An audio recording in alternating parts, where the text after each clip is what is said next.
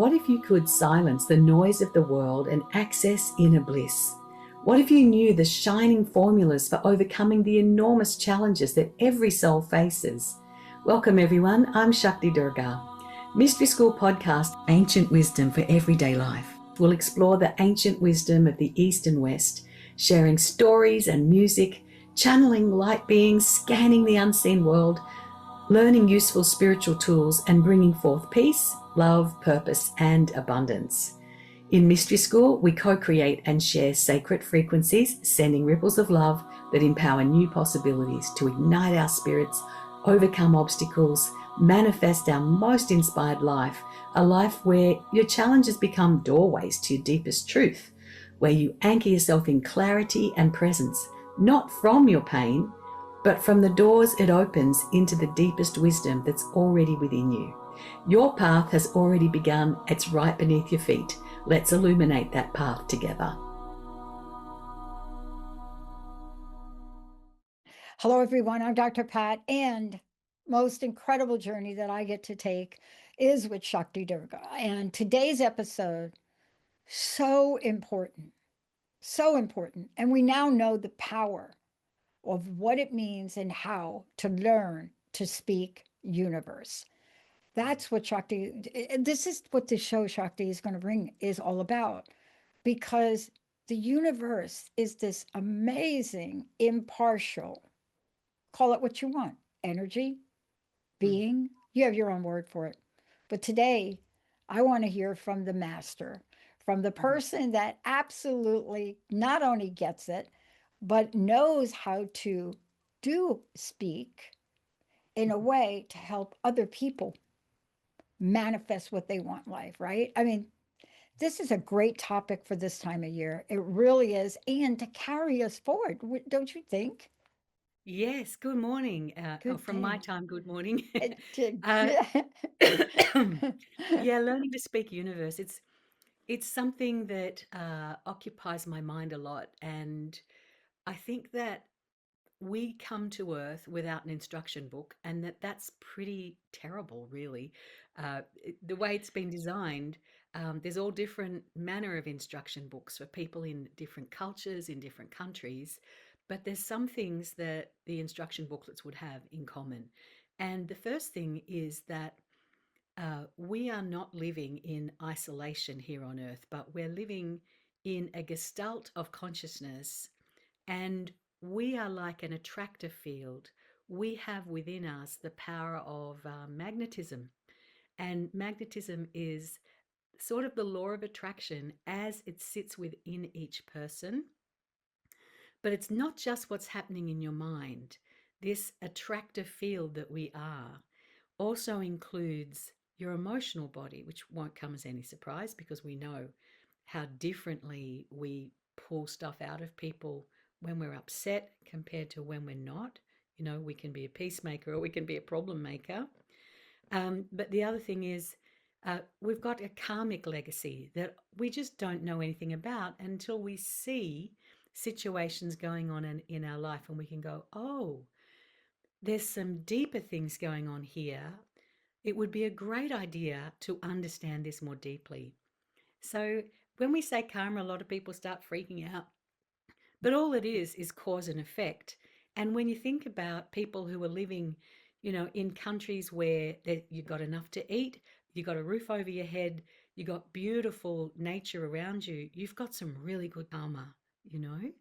And then we just have these blobs of things that go on in our lives where we might not like the way life is unfolding for us. And I know that when I was a younger woman growing up in, you know, Christianity, it's seen as me in here experiencing the world out there, and I'm kind of subject to that world, and Yeah, there's nothing I can do about that world. yeah, But yeah, I don't think that's right anymore, because I think that all that's happening is the universe is giving you a learning opportunity, one that you may not have chosen, but it's an opportunity for us to actually evolve, yeah, and to and the first step is to just start being aware of what is it that's going on in my life, and particularly of any patterns. So if there's a pattern where a number of people are giving you similar feedback which you don't like, or a number of people are angry with you, or a number of people are questioning your path of whatever it is, then that's giving you some feedback.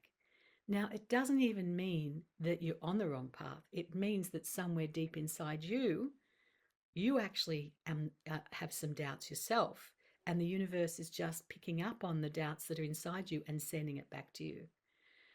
This is a common thing I see with people on spiritual paths, that they get all excited and they're going on a great adventure of the soul and spirit, but their family of origin and their friends don't appreciate it a lot of the time and think, No, oh, this person's become a hippie. This person's, what's going on with my friend who isn't the same old I crazy know. person they used to be.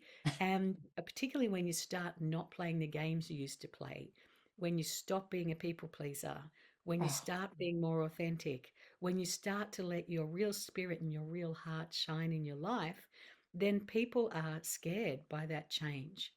And so, if we ourselves still have a modicum of fear about, am I doing the right thing? They'll show you.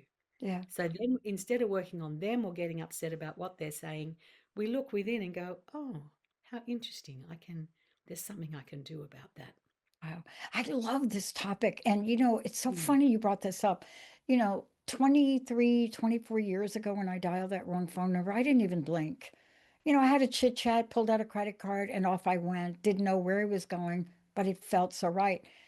Now, just finished school. Everybody around me, Shakti, everyone around me wanted me to go to Harborview or get some treatment or go to therapy. And it baffled me. And my relationship broke up because of my pathway. mm, But for me, I didn't need to do that. I mm. wasn't going to become a consultant. And this pathway felt like breathing. But we need some tools so Yeah, that we're not derailed. yeah. And because of that, and because of my own life experiences and what I had to learn and practice to get out of the horrible mess that I'd made out of my life when I was younger, um, I developed this thing called the Path of Ease and Grace.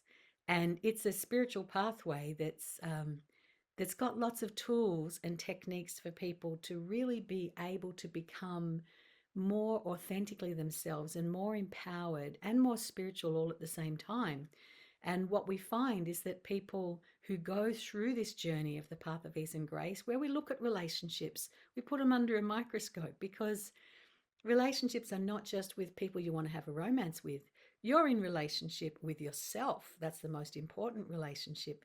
You're in relationship with the people at work, with the people who are in government. We're in relationship with nature. We're in relationship with the weather. We're in relationship with the stars and the earth. And so for us to be able to start to have experiences, spiritual experiences where we go, oh, I get it now. It's not just words. This is lived, felt sense. I am in relationship with much more than I thought I was. Then we realize there's a field going through everybody, and that whatever's coming into our field is something to do with me. And so instead of feeling victimized about my life like I used to, I can now go, oh, look at that. And I might have a couple of days of grizzling about it. But after that, I pick myself up and I do the work. And there's various tools depending upon what's happening. But this business of just at the very beginning, the understanding that if your husband isn't respecting you or your boss is overlooking you all the time, Yeah. there's no point blaming them when the person it's happening to is me.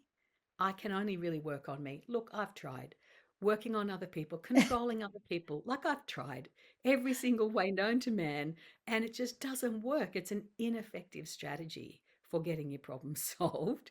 And so we have to get more creative. And there's different dimensions of who we are that we can work in. So we can work on our mind, awesome. We can work on our emotional body.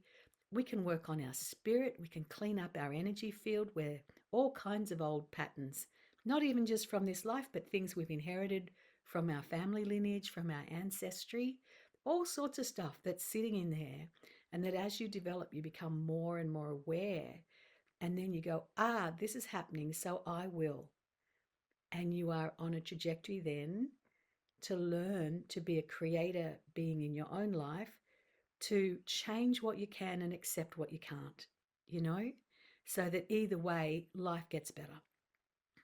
So I think this is a very important thing. And to me, learning to speak universe is about the understanding that I'm a cell in the universal consciousness, and the job of the universe is to show me to me like a giant multidimensional mirror. Yeah. Mm. And in Yeah. that, I have tons of opportunity to learn and to grow and to transform and to turn into a person whose life is so full of joy and love and friendship and fulfillment. And let's face it, our mainstream culture is nowhere near that. No. No. So we're going to be challenging some norms to speak universe and do it well. Yeah, we need something like this, and we need it new. Here in the United States, 500,000 women have been fired from their jobs since the beginning of the year. I was told by a friend of mine, 300,000 of them are women of color. And is there anything that I personally can do about that? Well, maybe, but in the world, right, there are other things around frequency and feeling and since that has happened to me, I have the experience of the possibility of when something like that happens. But Yeah, what am I going to do to be in alignment with the vision that I want yeah. and not be in alignment with the vision I don't want? Well, that's the thing. In the mysteries, it's very clear whether it's the Eastern or the Western mysteries. Don't focus on what you don't want. Let what you don't want inform you of how to put your focus on what you do want. So I see this is the low vibrational end of the spectrum, which is just pointing out to me that a better reality could exist. And that if it's something that really gets to me, if it's something that really upsets me and I feel passionate about, then perhaps I'm part of the transformation team on that particular issue. Right. And I don't think we can be part of the transformation team on everything because there's too many issues. But luckily, there's 8 billion of us on the planet, roughly. And so if we all did our bit, if all of us would just take a moment to look at what are the given circumstances and what is in my face right now, and do something to help on that. So physically doing something, and it might mean, trying to help people get employment or trying to support people physically with the changes that they're going through. But another way to work, and what happens in a lot of mystery schools, is that we work on the consciousness of the culture. We start working on the consciousness, and some people might say, "Well, you're not doing very well at that because look at what's happening." But my point is, what would happen if there weren't people doing that? What would happen Right. if there weren't people trying to avoid the self-destructive tendencies that human egos tend to have? And on a mass scale, that's an enormous problem. So all the gurus, rishis, saints, sages, holy masters, tzaddiks, whatever, from shaman, all the people who are doing that work of realizing that they are not victims of the world, they're participants in a world process of evolution and lift and shifting consciousness. These are the precious people in the world. And if you can find some of those people and listen to them and hang around with them, because more is caught than is taught in these ways, because it's not just for your mind you're getting a spiritual education. Mhm. Your education spiritually starts to sit in your energy field. It's an energy, it's a transmission, and transmission is the most important part of being around these people. It's why people go to ashrams. It's why they go, you know, and hang out with yogis, or they go to the outback, or the to the desert and be with a Exactly. shaman, Yeah. Yeah. because their their vibration is so uplifting that it gets us through humps that we alone find it very hard Mm. to jump over, because we're so enmeshed in our stuff and Yeah. our fears and our, like you said, you just get so upset about the things that are happening, and we lose ourselves and we just become an upset being. Yeah. And that doesn't actually help anybody, including the people who we're worried about. It doesn't actually help them either. And I love this because there's a process and I'd like you to share it because Mm, you're going mm, to walk us through what we can do, reflection and mm, affirmation. And mm. it took me a while to figure things out. Mine was the desert, by the way, a Yeah, desert girl. But there are things we can learn that will help us change in a moment. Somebody asked me absolutely. the other day, why did you start a women's network? I mean, you've got TTR. I mean, it's always the why questions that get me. And I just looked at them and I said, why not? Mm, mm. Why not? Yeah. And I didn't get a response back. I got a smile. But it takes a lot for me to learn tools. So, what can you share with us today to help people take a The, moment? yeah.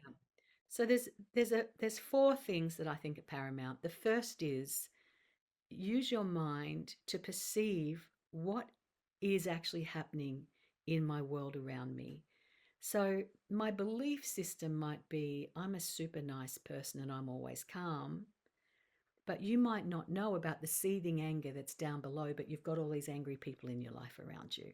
And so if that's happening, it's like, well, there's something that is central to all of this, and that's that I am the person experiencing all that anger. And, I found this out myself when I was younger, that it was my anger that I wasn't owning, that the universe then had to bring to me through the agency of other people. And so then I started to learn about and start to manage my own anger, which was a bit of a journey. It took me a couple of years, to really come to grips with that anger has a place in life. It's the fire in the belly that tells me that something needs to change. So that's the first tip is observation. The second one is avoiding blame, because the moment we go into victim consciousness, we are 100% disempowered. We may seem to have the power of the moral high ground, talking about the things other people are doing wrong, but it is more apparent than real, because what we're doing is we're adding our energy into the conflagration, not into the solution. Mm, And when we're not owning, interesting, what part of me from my many lifetimes and planes of existence has brought this to me. And so it's a brave thing to do, and I usually recommend that people have a spiritual guide or mentor of some kind to stand beside you while you're going through this process. Because for me, for instance, when I first realized that all these men who had treated me badly when I was younger, that there was a bit of a pattern to it, and I just thought it was what men were like. And when I realized, actually, it's what my unexpressed stuff is like, I went through months of feeling really depressed and really like, oh my God, I'm such a loser. How did I not know that? And it was my spiritual teacher that pulled me through that and said, no, you're not. You're actually making progress by realizing that this has something to do with you. And you might feel guilty about it. You might feel remorse. You might feel, oh my God, but this is progress. So we can clean that up too. I was so grateful. yeah. So that's the second thing, avoid blame. The third thing is then really look at what do I want to be bringing into my life for my future, and shift your focus from what you don't want to bring in to find instances in the world where people like you have actually had a better result in life. So, for instance, instead of broadcasting, this is how men are, I actually started to look for nice men.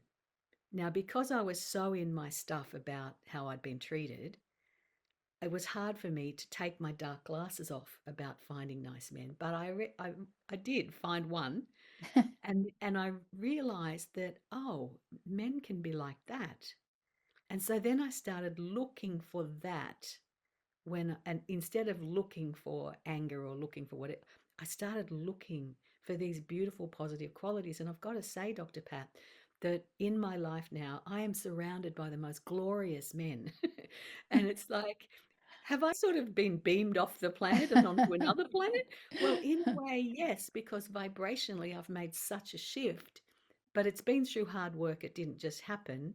But if we notice, avoid blaming, think what we're broadcasting, and then have some gratitude.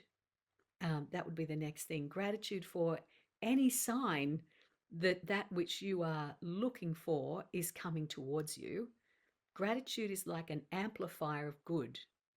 Yeah. So I'm just going to say that one again. Gratitude is an amplifier of the good. And so whatever we're grateful for, the universe goes, "Oh, you liked that? Okay, let me just send you some more." And so if we can find, the good in a situation, we tend to start to magnetize that towards us instead of the stuff that is the testing grounds of how it is you find the beauty of life. And there's lots of testing grounds at the moment everywhere. Then the next thing after the feeling of the gratitude is um, realizing that you can really start to really visualize your life being different to how it's been.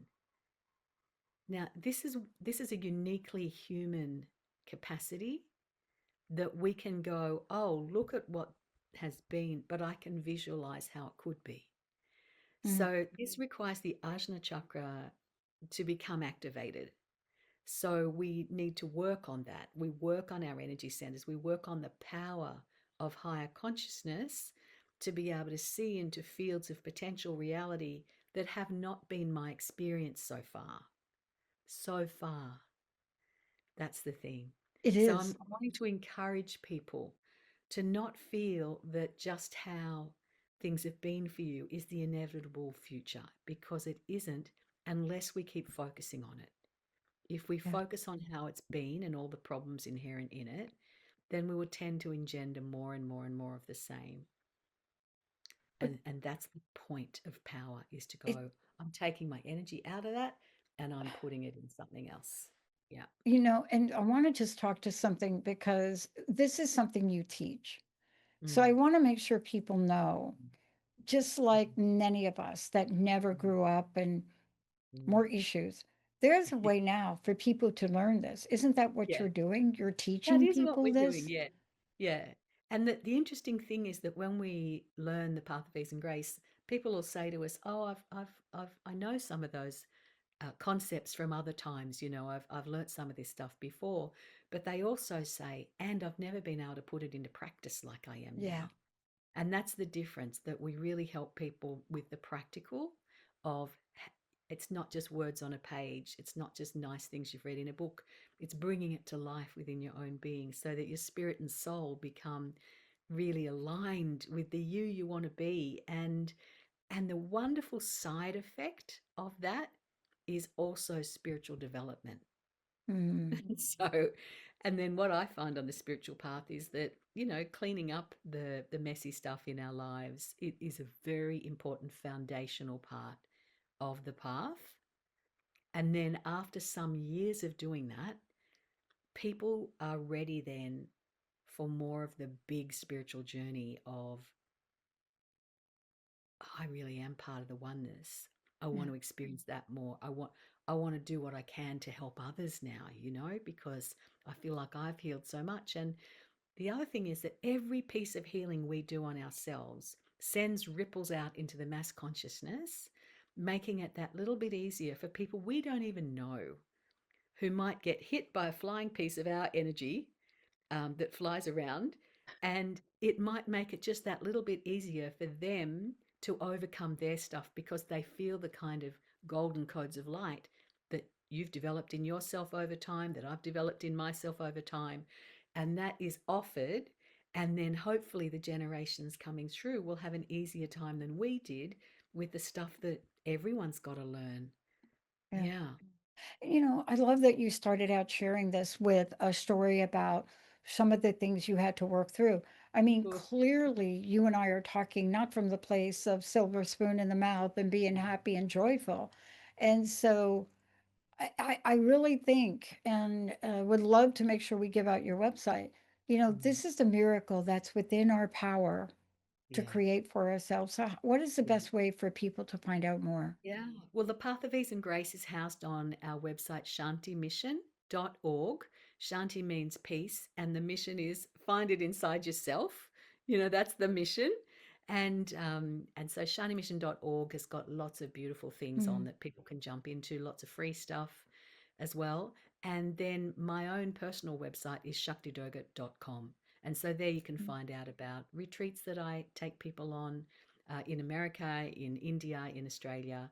And so we can really get together in that lovely, safe environment, sacred environment. mm. Yeah.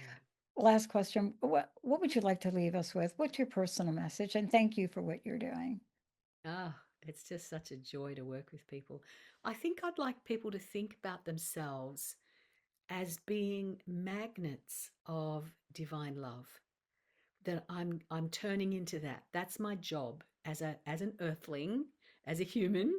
I'm here to become magnetic to divine love and divine truth, which is of a higher order than what my senses might tell me is reality. So imagine that over time you blaze with the light of the sun. Mm, And you can do that because you have all the apparatus for that. You have a spirit, a soul, a mind, and a body. That's all you need. And a bit of effort, a bit of reasonable instruction. And there's plenty of places to get that. You'll get there. Mm. mm. Thank you so much for everything. Thank you for today. To all of you out there, this is so, so very powerful. And the power is within you. Mm. All you need to do is learn a few things. Yeah, And then if that's you're it. me, practice a lot. Practice. Definitely practice. I Practice. agree with you, Dr. Pat. Yeah. Thank you. Thank you, everybody. Thank you, Sierra. We'll see you next time. Bye. Thank you for joining me for Mystery School Ancient Wisdom for Everyday Life. Be the detective of your spirit and soul and seek the doorways to a new reality. Take one insight from today and let it illuminate your path. Visit shantimission.org to learn more about our other programs, meditations, and resources for living with ease and grace. And sign up for our free Soulful Relationships Masterclass. In this class, we'll cleanse and purify the relationship energy in a key relationship in your life. Previous students have experienced rapid transformation in their marriages, in their relationships, with family, work colleagues, teenagers, just from this one practice. And you'll have a spiritual key to successful relationships that you can use again and again. Sign up for the free masterclass at shantimission.org. And we'll be back at 3 p.m. Pacific time every first and third Monday for Mystery School. Mark it in your calendar. We'll see you next time.